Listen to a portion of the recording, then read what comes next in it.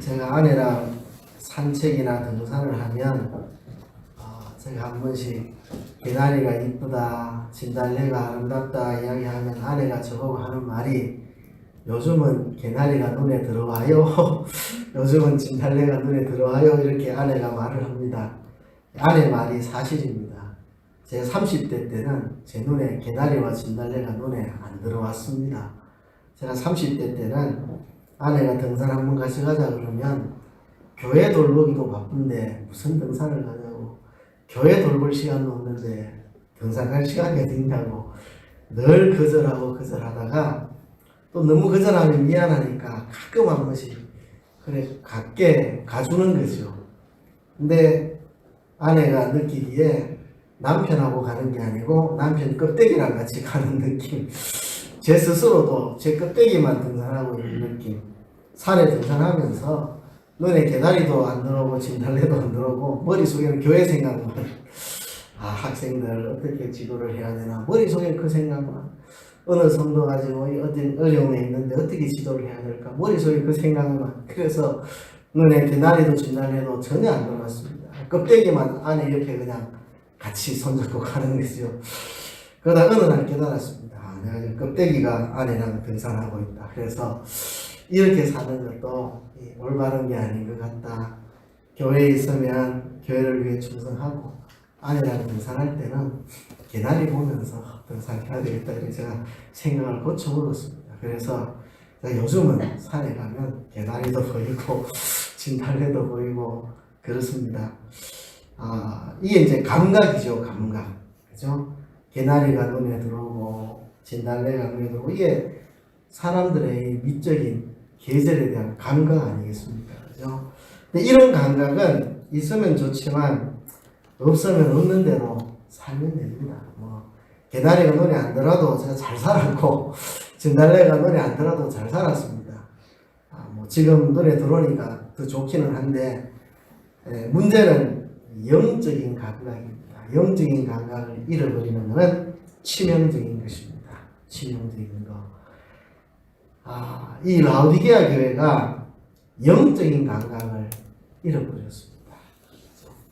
자기가 얼마나 영적으로 공고한 자인지, 가련한 자인지, 가난한 자인지, 눈먼 자인지, 벌거벗은 자인지 영적인 감각이 하나도 없습니다.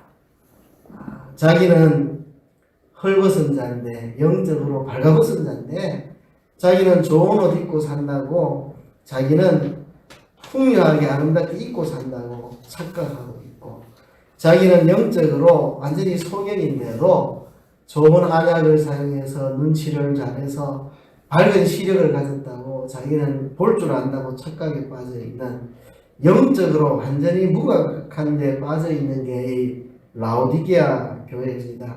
이 라오디게아 교회는 두 가지 문제가 있었죠. 하나는 자기 만족입니다. 자기 만족. 자기 기만. 돈 많고 좋은 옷 입고 좋은 음식 먹고 피부 관리 잘해가지고 피부 탱탱하고, 그죠? 사회적으로 괜찮으니까 자기는 정말 괜찮은 사람인 줄 스스로 쏟고 있는, 스스로 위안제 마시고 있는 이 자기 기만에 빠져 있는 게 이 라오디게아 교회의 문제고, 또 하나는 영적인 무감각. 자기 기만에 빠지면 동시에 영적인 무감각에 빠집니다. 정말 보아야 될 것은 보지 못하고, 정말 입어야 될 걸 입지 못하고, 정말 영적으로는 가련하고 공고하고 눈멀고 발가벗은 자인데 그거를 깨닫지 못하는 완전히 영적인 무감각에 빠져 있죠. 이렇게 자기 기만과 영적인 무감각에 빠져 있는 라오디게아 교회에게 주님께서 오늘 오전에 말씀하시기를, 물은 내가 사랑하는 자를 책망하여 징계하노니 내가 너희를 사랑한다. 내가 너희를 사랑한다. 너희가 열심을 내고 회개해라. 열심 내고 회개하면 사랑해 줄게가 아니고 내가 사랑하기 때문에 너희에게 말한다. 열심을 내고 회개해라. 내가 사랑하기 때문에 말한다. 이게 전혀 다른 느낌이죠. 너가 열심을 내고 회개하면 내가 한번 사랑해볼게 이거 하고, 내가 너희를 너무너무 사랑하기 때문에 하는 말인데 제발 열심을 내고 회개해라. 이거하고는 질적으로 차원이 다른 이야기죠. 주님이 이미 우리를 사랑하신다고 말씀하시고 그 사랑 때문에 책망도 하고 징계도 하고 열심을 내고 회개하라고 말씀하십니다. 그리고 이어서 오후에는 이렇게 말씀하십니다. 20절에 볼지어다 내가 문 밖에 서서 두드리노니 누구든지 내 음성을 듣고 문을 열면 내가 그에게로 들어가 그로 더불어 먹고 그는 나로 더불어 먹으리라. 자, 내가 문 밖에 서서 두드리노니 지금 주님이 어디 계신다고요? 문 밖에 서서 계십니다.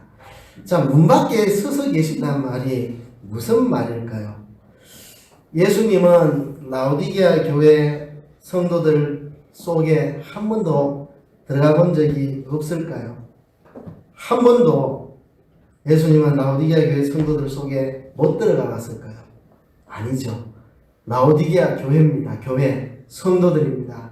예수님을 구주로 영접한 사람들입니다. 예수님을 구주로 영접한다는 것은 예수님을 내 마음의 주인으로 모신다는 거죠. 그죠?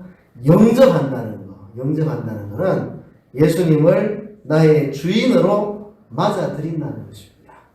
내가 내 주인의 자리에 앉아 있다가 이제 내려오고 나의 주인의 자리에 예수님을 모신다는 겁니다. 그러니까 예수님은 지금은 라오디게아 교회 문 밖에 서 계시는데 원래는 문 밖에 서 계셨던 게 아니겠죠.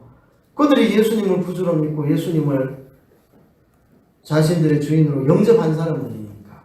그래서 원래 예수님이 문 밖에 계신 게 아니고 문 안에 계셨습니다. 그들이 예수님을 자신의 주인으로 영접을 한 사람들입니다. 근데 왜 지금 예수님은 문 밖에 계실까요? 쫓아냈겠죠. 라오디게아 교회 사람들이. 나가라고. 나가시라고. 쫓아냈다는 말이 무슨 말이겠습니까? 자기 마음의 주인의 자리에 과거에는 예수님을 모셔놓고 있었는데 이제 그 주인의 자리에 다른 것을 모시게 된 겁니다. 돈을 모셔놓고 좋은 옷을 모셔놓고 좋은 안약을 모셔놓고 풍요로운 물자를 모셔놓고 그게 자기 주인입니다. 지금 라오디게아 교회 성도들은 자신의 주인의 자리에 예수님을 모셨다가 예수님을 문 밖으로 밀어낸 겁니다. 그리고 주인의 자리에는 누구를 모시느냐? 돈, 풍요로움, 넉넉한 삶, 아쉬울 것 없는 풍족한 삶, 문화를 누리고 즐기고 마음껏 세상 것을 누리고 즐기고 그것을 주인의 자리에 딱 모셔놓고 이렇게 말합니다. 나는 부자다. 나는 부자다. 나는 부족한 게 없다. 나는 부자다. 부여해서 나는 부족한 게 하나도 없다. 나는 뭐 풍족하다. 자기 마음의 중심에 세상 물질, 세상 것 다 주인으로 모셔놓고 예수님은 문 밖으로 내밀어버리고 그러고 자기는 부유하다. 나는 부족한 것이 없다. 나는 예수님 없어도 내 사는 데 아무 지장 없다. 예수님 없이도 나는 얼마든지 행복하다. 예수님 필요 없다. 그냥 그렇게 사는 겁니다.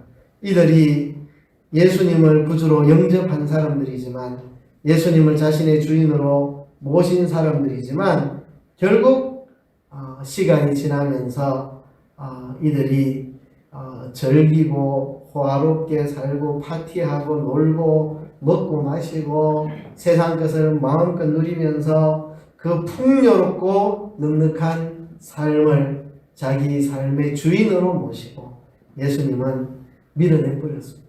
그래서 예수님이 지금 라오디게아 교회 성도들의 문 밖에 서서 계시는 겁니다. 자, 여러분들은 생각해 보십시오. 지금 예수님을 내 마음의 주인으로 모셔놓고 있는지, 나도 예수님 문 밖으로 쫓아내가지고 예수님이 지금 내 마음 문 밖에 서서 계시는지, 자기 자신에게 자문자답하고 자기를 반드시 평가해야 될 문제입니다. 정말 내 삶의 내 모든 중심에 예수님이 주인으로 서 계셔서 예수님만 내가 바라보고 소망하고 의지하고 예수님이 하라는 대로 하고 가라는 대로 가고 예수님이 시키시는 대로 살고 모든 결정은 예수님이 다 하고 무슨 일이 생기면 내가 서류를 예수님에게 올리면 예수님이 이건 해도 된다 사인해주면 하고 이건 안 돼 알려 이러면은 예수님 그건 안 하겠습니다 하고 예수님을 정말 내 삶의 내 마음의 중심에 주인으로 모셔놓고 나는 그 밑에 내려가서 주님이 시키시는 대로 하고 주님이 허락해주면 하고 주님이 거절하시면은 철회하고 그렇게 주님을 내 속에 주인으로 모시고 있는지 아니면 주님은 문 밖에 내보내버리고 내 마음의 중심은 내 직장이 있든지 내 돈이 있든지 세상에 즐거운 풍요로운 삶이 있든지 세상에 넉넉한 물자 그런 것들이 전부 내 주인으로 꽉 차 있고 주님은 문 밖에 내쫓아버리고 있지는 않은지 우리 자신들이 이것을 생각을 해 봐야 하겠습니다. 자기 기만에 빠져가지고 주님 없이도 살 수 있을 것 같은 생각으로 주님을 내 삶의 중심에서 밀어내버린 건 아닌지 이거를 찾아가지고 만일 주님을 문 밖에 서기시게 하고 있다면 빨리 우리가 회개하고 주님을 모셔드려야 됩니다.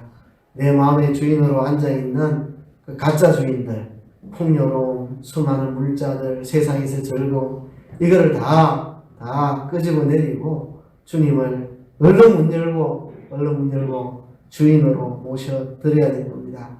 그래서 첫째로 오늘 이야기하고 싶은 것은 문 밖에서 계신 주님 문 안으로 모셔드려야 된다는 것입니다. 두 번째로 주님께서 문 밖에서 두드리고 계신다 그랬거든요. 내가 문 밖에 서서 두드리노니 그랬거든요. 자, 두드리고 계시는 주님을 한번 생각을 해봅시다. 여러분 어떤 모습이 상상됩니까? 이런 모습이 상상되지는 않습니까? 제발 문 좀 열어주세요. 제발 문 좀 열어주세요. 제발 부탁인데 밖에 춥고 너무 힘들고 다리도 아프고 배도 고프고 제발 문 좀 열어주면 안 돼요. 지금 예수님이 그렇게 계신다고 상상하시면 그건 착각입니다. 착각. 본문에 예수님이 문 밖에서 두드리는 모습 정말 길 가던 거린이 밥 한 끼 먹고 싶어서 제발 문 좀 열어주세요. 제발 내게 은혜를 베풀어서 문 좀 열어주세요. 배가 고픕니다. 좀 제발 내한테 문 열어주시면 안 되겠습니까? 이런 모습으로 상상한다는 건 착각입니다. 어떻게 두드리고 계실까요? 거기 보면 앞뒤 문맥을 보면 알 수 있습니다. 이 두드림은 어떤 두드림이냐? 첫째는 경고의 두드림입니다. 경고의 두드림. 그 앞에 보면 네가 열심을 내라 회개하라 볼지어다 내가 문 밖에 서서 두드리노니. 그러니까 이 두드림은 책망하여 징계하는 두드림. 꽝꽝꽝 너 정신 차리라.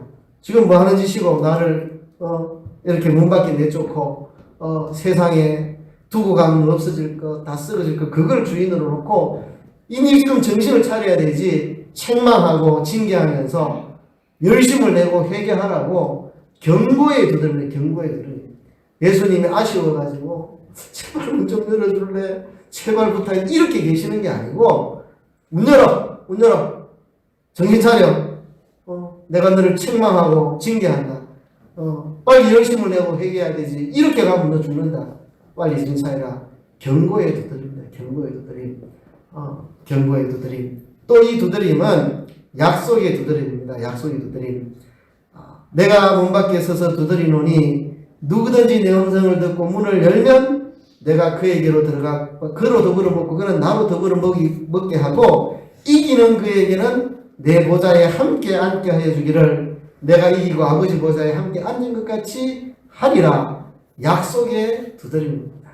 네가 지금 내 두드림을 듣고 열기만 하면 나는 너로 더불어 먹고 너는 나로 더불어 먹고 내가 너와 친밀한 교제 속에 들어가고 나는 너를 통해서 하나님 아버지의 뜻을 이루고 너는 나를 통해서 하나님이 원하시는 뜻을 다 이루어가는 이 친밀한 교제 속에 들어가게 될 것이다. 지금까지 네가 어떻게 살았든지 지금까지 나는 부자라 부여하여 나는 부족한 것이 하나도 없다 하고 자기 기만에 빠져가지고 지금까지는 영적인 소경으로 영적으로 벌거벗은 자로 가난하고 가련하고 공고한 자로 살았을지라도 지금 내 음성을 듣고 지금 문을 열기만 하면 내가 약속한다. 내가 너에게로 들어가 너는 나로 더불어 먹고 나는 너로 더불어 먹을 것이다. 그리고 너를 내 보좌에 나와 함께 앉게 하여 주겠다. 약속에 두드립니다. 약속에 두드립니다. 그죠? 이거는 제발 문 좀 열어도 내가 좀 밖에서 너무 내 좀 비참하니까 좀 열어줄래? 그런 게 아니고 심판자로서 경고와 약속. 지금 네가 기로에 서 있다. 내 두드림을 듣고 열면 너는 나로 더불어 먹고 나는 너로 더불어 먹고 내 보좌에 앉고, 만일 열지 않고 열심을 내지 않고 회개하지 않고 내 경고를 받아들이지 않으면 내가 너를 토하여 내쳐버릴 것이다.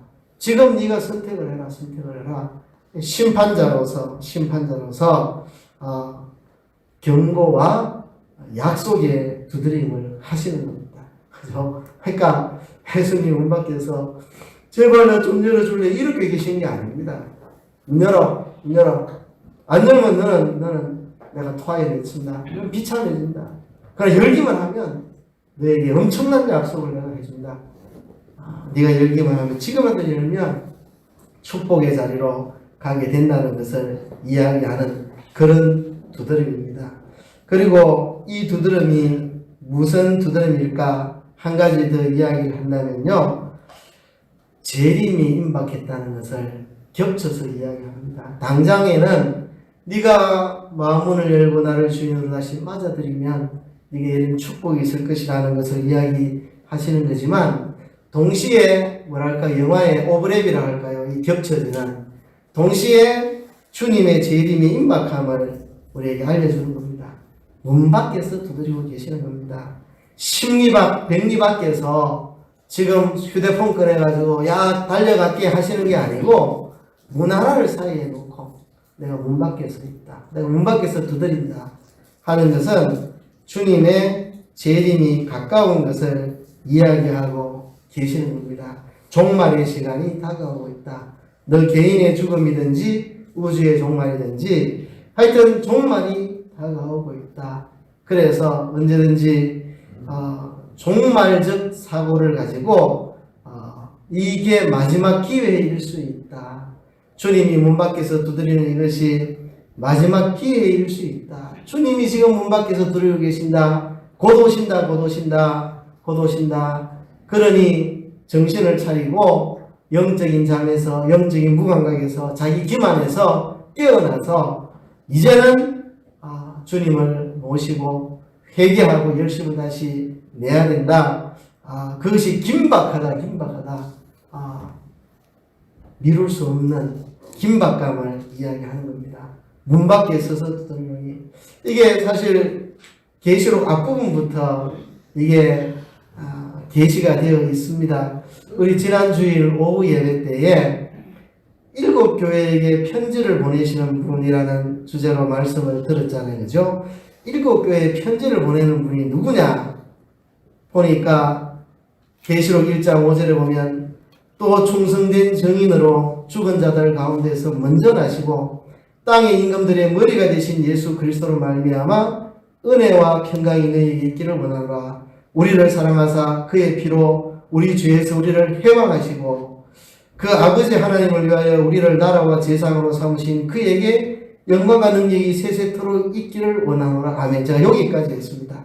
그분은 충성된 정인으로 죽은 자 가운데서 먼저 나셔서 주를 위해 충성하고 헌신하는 모든 자들을 다 책임지시는 분이고, 땅의 임금들의 머리가 되셔서 부활승천하셔서 하늘과 땅의 권세를 다 가지신 분으로서 그분은 우리를 자신의 피로 죄에서 해방시키시고 우리를 나라와 제사장으로 삼으신, 세상에 하나님의 통치를 이루고 그리고 세상 나라와 세상 사람들과 하나님 나라를 다리 놓아주는 이 나라와 제사장으로 우리를 삼아주신 그분이 너희에게 편지를 보낸다 하면서, 마지막 대목을 제가 지난 주일 오후에 이야기를 못했습니다. 바로 7절입니다. 1장 7절. 볼지어다 구름을 타고 오시리라. 각인의 눈이 그를 보겠고 그를 찌른 자들도 볼 터이요 땅에 있는 모든 족속이 그를 인하여 애곡하리니 그러하니라. 아멘. 이 편지를 보내시는 주님이 어떤 분이냐? 곧 오실 분, 곧 오실 분. 볼지어다 구름을 타고 오시리라. 구름을 타고 오신다는 말은 영광 가운데에 오신다는 겁니다. 영광 가운데에 초라한 모습으로 초림의 때는 유대 베들레헴 말구유의 초라한 모습으로 오셨지만 재림하시는 예수님은 구름을 타고 오시리라. 구름을 타고 오신다면 영광 가운데 오신다. 영광과 능력으로 오신다. 영광과 능력으로 오신다. 그리고 각인의 눈이 그를 보겠고 그랬습니다. 예수님은 은밀하게 오시는 게 아닙니다. 각인의 눈이 그를 본다 그랬습니다. 그러니까 사이비 종교들이 이단들이 전부 이미 예수님은 재림했는데 우리 교파에 재림해 계신다 아니면 자기 교주에게 영적으로 재림했다 뭐 이런 헛소리들 하는데 각인의 눈이 그를 보겠고 이랬습니다. 모르게 오는 게 아니고 모두가 다 알도록 보도록 오십니다. 그리고 그를 찌른 자들도 볼 터이요 땅에 있는 모든 족속이 그를 인하여 애곡하리니 그하리라. 아멘. 자, 예수님의 재림은 두 가지 면입니다. 심판과 그다음에 축복. 그죠? 심판과 축복. 어떤 자에게는 예수님의 재림이 심판의 날이 될 것이고 어떤 사람에게는 예수님의 재림이 구원의 날이 될 것입니다. 예수님의 재림은 항상 두 면입니다. 심판과 구원. 구약에서부터 예수님의 초림과 재림을 예언할 때 항상 두 가지 면. 그날은 구원의 날이지만 또 심판의 날이라는 것을 이야기하거든요. 마찬가지입니다. 예수님의 오심은 구원과 심판의 날인데 여기는 구원보다는 심판을 이야기했습니다.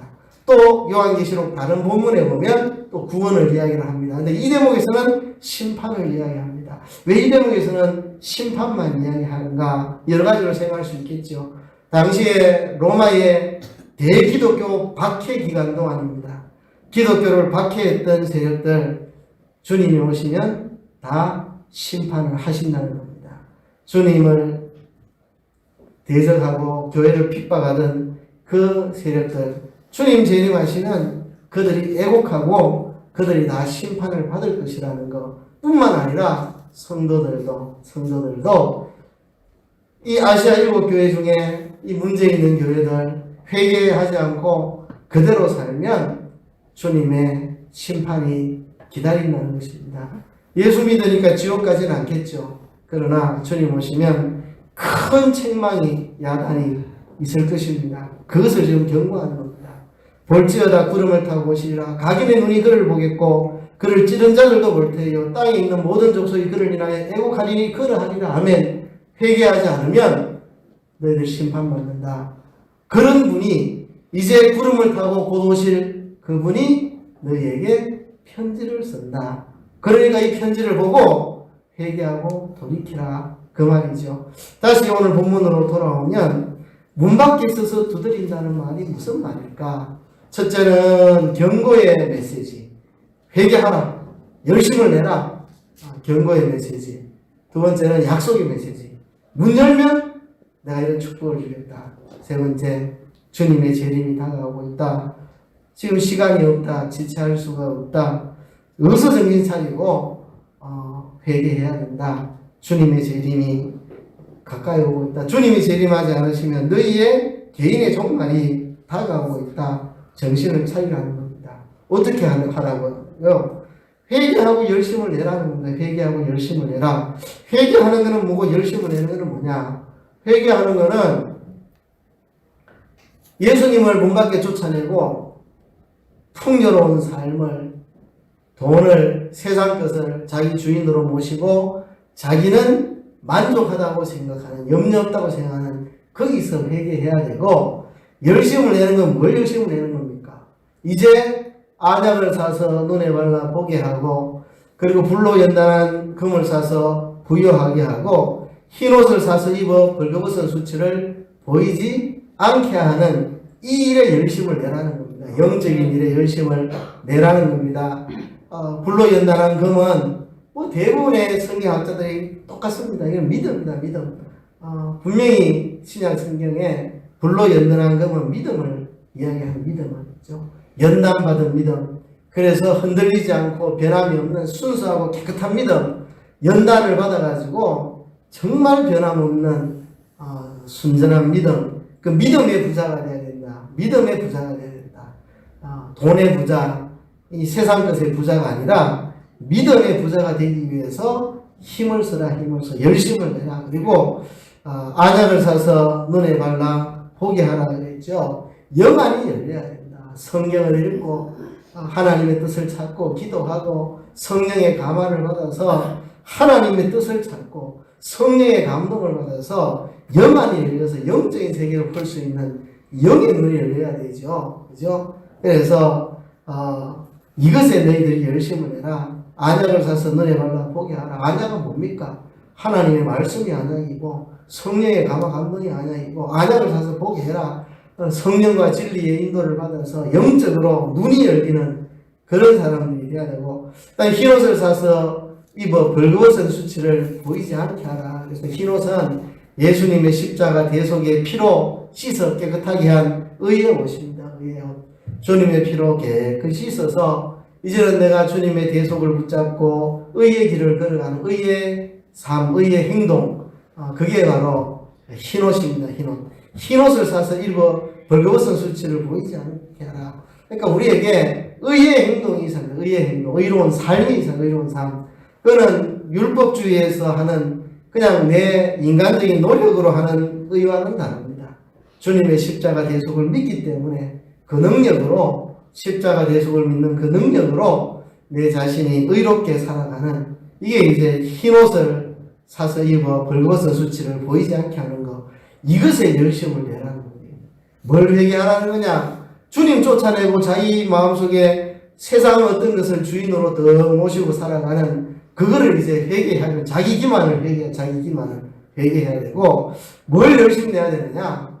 이제 영적 무감각에서 깨어나는 거, 영적 무감각에서 깨어나는 거, 자기가 얼마나 영적으로 헐벗은 자인지, 얼마나 영적으로 눈이 어두운 자인지, 영적으로 자기가 얼마나 가난한 자인지, 돈만 많았지 영적으로 완전히 가난뱅이라는 그거를 볼 줄 모르는 이 영적 무감각에서 벗어나서 이제 영안이 밝아 또 믿음으로 부자되고 그리고 의의 행위를 마련하고 이 일에 열심을 내라는 겁니다. 이 일에 열심을 내라. 그죠? 그것을 본문이 이야기를 합니다. 문 밖에 서 계신다는 것은 엉뚱한 세상 것을 내 주인으로 모시고 예수님을 밀어냈다. 그런데 주님이 문 밖에서 두드린다는 것은 경고와 약속, 회개하라 열심히 내라 경고하시고, 그리고 지금이라도 회개하고 열심히 내면 내가 너희에게로 들어가 너희와 함께 먹고 마시고 너희를 내 보좌에 함께 주겠다는 약속, 그리고 종말적인 긴박감을 가져라. 내가 문 밖에 서 있다. 내가 곧 온다.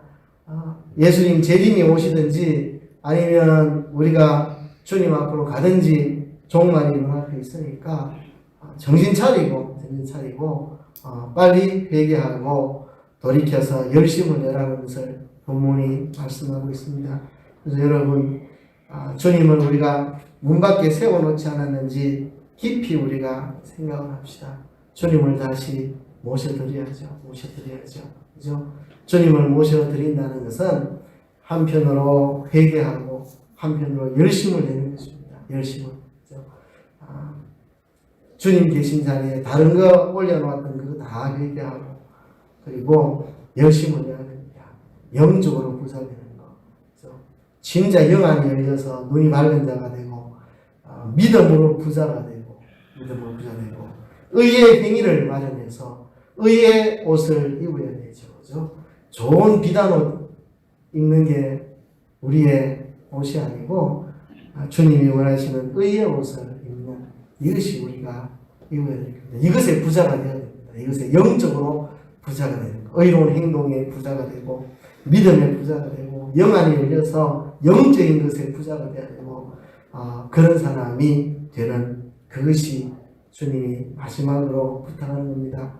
여러분, 왜 라오디게아 교회 이야기가 맨 끝에 나올까요? 저 같으면 중간에 넣고 제일 멋있는 거 빌라델비아 교회, 그죠?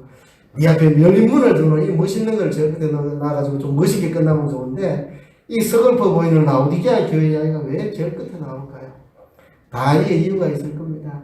제일 처음에 나오는 게 에베소 교회 처음 사랑을 버렸다. 이게 교회가 무너지는 시작입니다. 처음 사랑 버린 거. 여기서 이제 교회가 무너지는 시작입니다. 처음 사랑 버리는 거. 다 무너지고 나면 어찌 되느냐? 라오디게아 교회처럼 됩니다.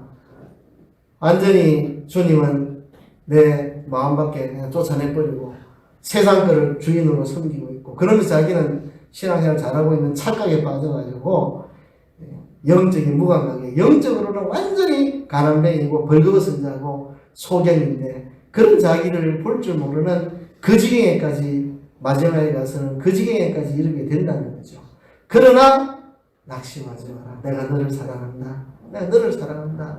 너를 사랑한다. 내가 너를 사랑한다. 낙심하지 말고 내가 너를 사랑하니까. 그리고 내가 너를 사랑해서 하는 이야기인데, 내가 문 밖에 서서 두드린다. 문 밖에 서서 두드린다. 문을 열고 나를 영접해라. 영접하면 네가 나와 교제하고 내 보좌에 앉게 될 것이다. 오고 오는 교회에 이 심각한 문제이기 때문에, 오고 오는 교회에 이 심각한 문제이기 때문에 처음 사랑을 하나 둘 잃어버리다가 결국은 라오디게아 교회처럼 이 지경이 될 수 있는, 이게 오고 오는 교회의 심각한 문제니까 이것을 이렇게 이 순서대로 주님이 경고하시고, 그러면서도 내가 너를 사랑한다. 그래서 내가 책망하여 징계한다. 내가 문 밖에 서서 두드린다. 문을 열고 영접해라. 그러면 하나님께서 약속된 축복을 하실 것이라고 말합니다. 근데 21절에 보면 이기는 그에게는 내가 내 보좌에 함께 앉게 하여 주기를. 자, 이 같은 것을 계속 말을 바꿔서 말합니다. 그죠? 10절에서는 책망하여 징계하노니 열심을 내라 회개하라. 열심 내고 회개하는 것을 20절에서는 문 밖에 서서더니 문을 열어라, 문을 열어라. 그래 똑같은 건데 21절에는 그를 이기는 것이라고. 같은 이야기, 같은 이야기. 열심을 내고 회개하는 게 그게 문 여는 거고, 그게 이기는 거고. 왜 이긴다고 말했을까? 이게 쉬운 일이 아닙니다. 전쟁입니다, 전쟁. 열심을 내고 회개하고 문을 열고 다시 주님을 주인으로 모시고 내 주인으로 있던 세상 것들을 다 몰아내는, 이게 그 전쟁을 방불하는 치열한 자기 안에 싸움이 없이는 안 된다는 겁니다. 이게 뭐 그냥 너가 휘파람 부르면서 루루랄라 하면서 이게 되는 그런 일이 아니란 말입니다. 이기는 그에게는, 왜 갑자기 이긴다는 말이 나오고, 지금 앞에서 열심 내고 회개하라 문 열어라 해서 갑자기 이긴다는 말이 왜 나오냐 하면, 이 열심 내고 회개하는 게, 문을 열고 주님을 모셔오는 게, 이게 누워서 그냥 휘파람 불면 되는 일이 아니고 전쟁과 같은, 자기를 복종시키고 정말 자기를 주님 앞에 회개하고 뼈아픈 그런 자기와의 싸움이 있어야만 이게 가능하다는 겁니다. 이게 그렇게 쉽게 되는 일이 아니라는 겁니다. 싸워야 될 일, 싸워야 될 일. 자기와 싸우고 세상과 싸우고, 이 세상의 수많은 잘못된 문화와 유혹과 이 흐름과 더불어 싸우고 자기 자신과 싸워서 이겨야 됩니다. 모두가 세상은 눈에 보이는 것 쫓아가고 그거 많으면 엄청망청 좋다고 하는 세상 속에 나도 그 물들어가지고 주님을 훅 쫓아내버리고 세상 것을 주인으로 삼아가지고 완전 영적인 무감각 속에 빠져있는데, 이거를 다시 되돌리려면 이게 그냥 되는 게 아닙니다. 그냥 되는 게 뼈아픈 자기 반성과 회개와 정말 뼈를 깎는 고통, 그런 자기와의 싸움이 있어야 됩니다. 이걸 이기고 승리하는 자는 내 보좌에 함께 앉게하여 주겠다 말씀하신 거거든요. 여러분, 제가 들었다 놨다 하죠, 그죠? 라오디게아는 이렇게 문제 많은 교회가 했다가, 그렇지만 주님이 사랑하신다 했다가, 사랑하기 때문에 책망하니까 빨리 문을 열어야 된다 했다가, 그렇지만 이걸 쉽게 되는 게 아니고 이기야 되는 싸움이다, 그죠? 그렇습니다. 그런 양면을 가지고 있습니다. 주님이 분명히 양면을 가지고 지금 하시는 이야기입니다. 너희들이 지금 내가 토하여 내칠 만한 위기 가운데 있다. 그러나 내가 너희를 돌이키면 너희를 축복하겠다. 이 두 가지 갈림길에 지금 있는 겁니다. 그 긴박함을 문 밖에 서서 두드린다. 내가 심판자로서 두드린다. 내 말 듣고 회개에 성공하면 넌 축복의 길이고 못하면 멸망의 길이다. 이걸 이기는 자가 되어야 된다. 그걸 이야기합니다. 여러분 다 승리하시고 주님을 모셔드리는 축복된 여러분 되시기를 주의 이름으로 부탁합니다.